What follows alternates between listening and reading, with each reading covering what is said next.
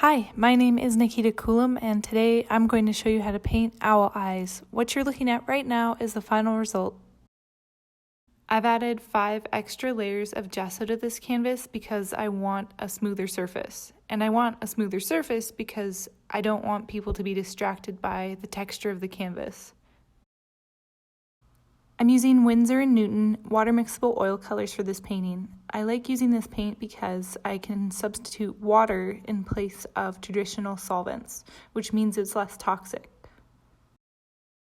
For the eyes, I'll be using ivory black, French ultramarine blue, Indian red, burnt sienna, cadmium yellow deep hue, which looks more like orange, cadmium yellow light, and titanium white.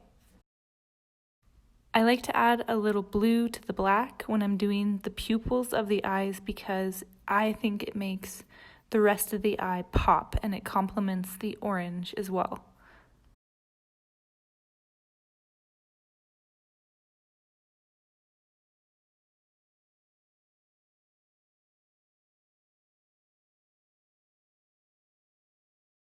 Right now I'm adding some Indian red around the edges of the eye, some cadmium yellow deep hue in the middle, and some cadmium yellow light right around the pupils. So there's going to be more shadow coming from the top down, and this is really just the first layer.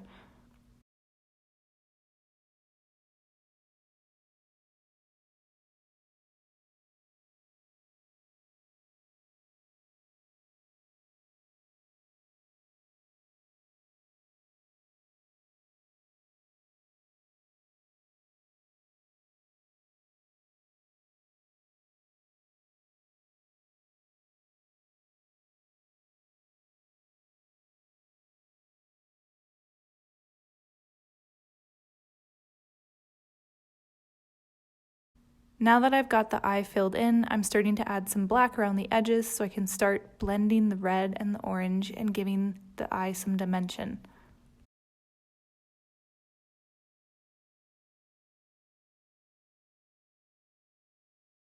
Same thing with the gray here. I'm surrounding the eye so that I can start blending all of the colors and grounding the eye in the face of the owl.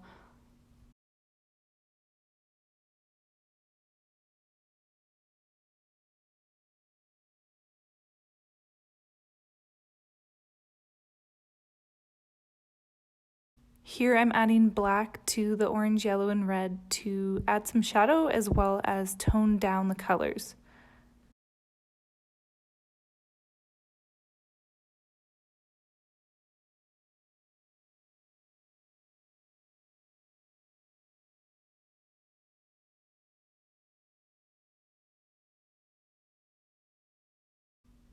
I'm adding titanium white to the reflection of the eyes right now, and then I will add some ultramarine blue around the edges of that reflection to make it pop a little bit more.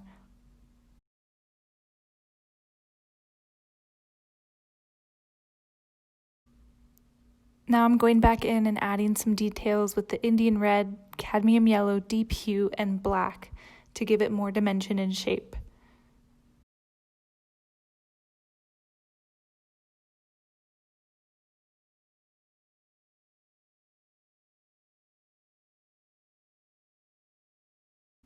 Instead of directly blending the pupil with the yellow surrounding it, I like to add a very thin layer of burnt sienna to give it more dimension.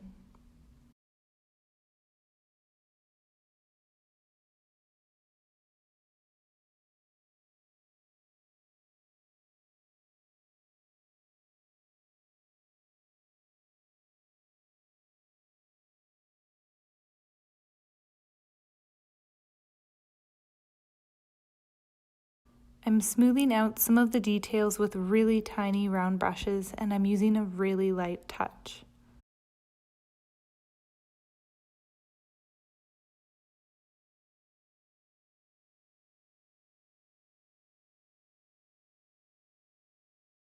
Now the first layer is done, and I'm going to let it sit for a few days and dry. In the second layer, I'm using the same paints, but I'm adding subtle details.